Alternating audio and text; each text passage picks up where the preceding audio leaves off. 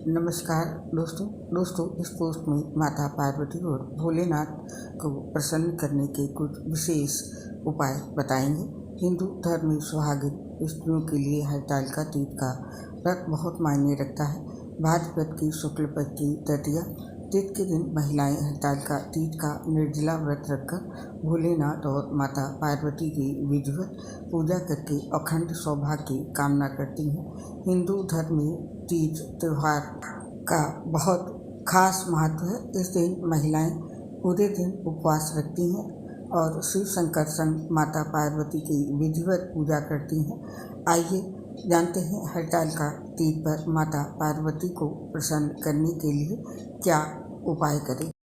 हरतालिका तीज व्रत में जरूर अर्पित करें ये मनोकामना पूरी करने वाली 16 प्रकार की पत्तियाँ। हरतालिका तीज व्रत के प्रभाव से महिलाओं को पति की दीर्घायु, परिवार की सुख शांति और सुयोग वर प्राप्ति का आशीर्वाद मिलता है। इस दिन पूजा में 16 प्रकार की इच्छा पूर्ति पत्तियाँ महादेव माता पार्वती को जरूर चढ़ाना चाहिए। इससे गौरी शंकर जल्दी प्रसन्न होते हैं। हरतालिका तीज की पूजा में बेलपत्र, तुलसी, जाति पत्र, सेवंतिका, बांस, देवदार पत्र, चंपा, कनेर, अगस्त, भृंगराज, धतूरा, आम के पत्ते, अशोक पत्ते, पान के पत्ते, केले के पत्ते, शमी के पत्ते भोलेनाथ और पार्वती को विशेष तौर पर चढ़ाना चाहिए। बिल्वपत्र सौभाग्य का प्रतीक है। जाति पत्र संतान सुख और शमी के पत्ते धन और समृद्धि लेते हैं। पान के पत्ते परस्पर प्रेम में वृद्धि, केले के पत्ते सफलता, सेवंतिका दाम्पत्य सुख और आम के पत्ते मंगल कार्य कराते हैं। हरतालिका तीज पर निर्जला व्रत रखें। 16 श्रृंगार कर शिव पार्वती का पूजन करें। इस दिन खासकर रात्रि जागरण करें और रात भर प्रभु का कीर्तन करें। हरतालिका तीज व्रत का पारण अगले दिन महादेव और माता पार्वती की प्रतिमा का विसर्जन करने के बाद करें। इन 16 पत्रियों को किस प्रकार से अर्पित करें, आइए अब ये भी जान लेते हैं। शिव पार्वती और गणेश जी को बिल्वपत्र, जाति पत्र, सेवंतिका, बांस, देवदार पत्र, चंपा, कनेर, अगस्त, भृंगराज, धतूरा, आम के पत्ते, नीम, अशोक पत्ते, पान पत्ते और केले के पत्ते और शमी पत्र अर्पित किए जाते हैं। कुछ लोग नीम की जगह तुलसी की बात करते हैं, लेकिन शिव जी और गणेश जी को तुलसी का पत्ता अर्पित नहीं किया जाता, तो भोलेनाथ और गणेश जी को इस दिन तुलसी का पत्ता ना अर्पित करें। इस प्रकार से इन पत्तियों को चढ़ाएं। बालू के शिवलिंग पर इन पत्तियों को एक एक करके उल्टा अर्पित किया जाता है। पत्ते उल्टे चढ़ाना चाहिए तथा फूल व फल सीधे चढ़ाने चाहिए। 16 प्रकार की पत्तियों से शिव जी की षोडश उपचार पूजा की जाती है। हरतालिका तीज पर इन चीज़ों का दान करके माता पार्वती को प्रसन्न करें।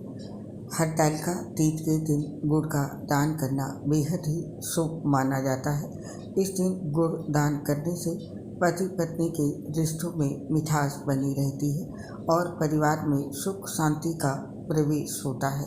वहीं इस दिन पवित्र दिन पर आप किसी गरीब या ज़रूरतमंद को फलों का दान करें। ऐसा करने से शिव पार्वती की विशेष कृपा मिलती है। वहीं इस दिन महिलाओं को स्वास्थ्य संबंधी समस्याएं हैं तो वो भी दूर हो जाती हैं। बीमार स्त्रियां इस दिन जरूर फल का दान करें। ऐसा करने से आपके स्वास्थ्य में सुधार होने लगेगा। हरतालिका के दिन अन्न का दान करना बहुत ही शुभ माना जाता है। इस दिन आप गेहूं और जौ व चावल का दान कर सकते हैं। इसके दान से पुण्य फल की प्राप्ति होती है। वहीं चावल दान करने से शुक्र दोष से छुटकारा मिल जाता है और घर परिवार में सुख शांति बनी रहती है। इस बार हरतालिका पर आप वस्त्रों का दान जरूर करें।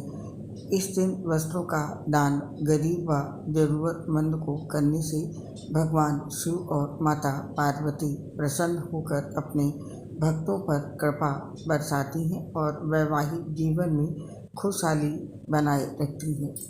तीज पर माता पार्वती को प्रसन्न करने के लिए ये चीज़ें अवश्य अर्पित करें।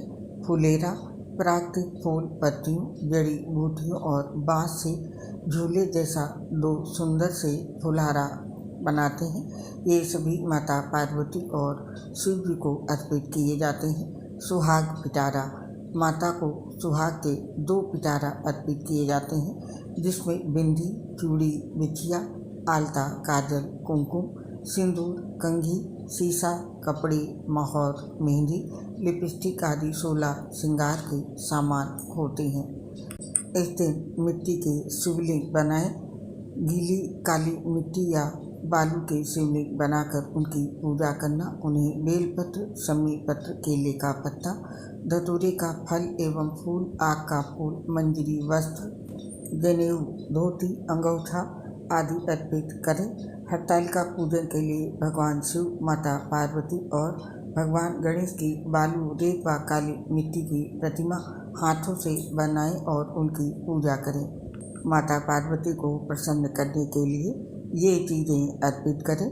पंचामृत, घी, दही, शक्कर, दूध, शहद, मिठाई, फल, फूल, नारियल, कपूर, कुमकुम, सुपारी, सिंदूर, अबीर, चंदन, लकड़ी की चौकी, पीतल का कलश, केले का पत्ता आदि अर्पित करें। इन्हें पूजा में शामिल करें और इस दिन खीर का भोग लगाएं। माता पार्वती को खीर का भोग लगाएं। ऐसा करने से वैवाहिक जीवन में प्यार बना रहता है और पति पत्नी के बीच संबंध बेहद मधुर होते हैं। इस प्रकार से अभिषेक करें।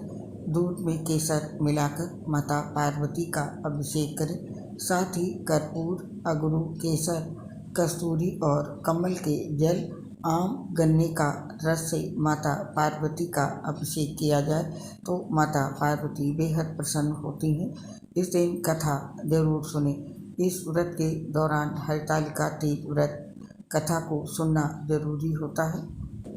मान्यता है कि कथा के बिना इस व्रत को अधूरा माना जाता है, तो कथा जरूर सुने।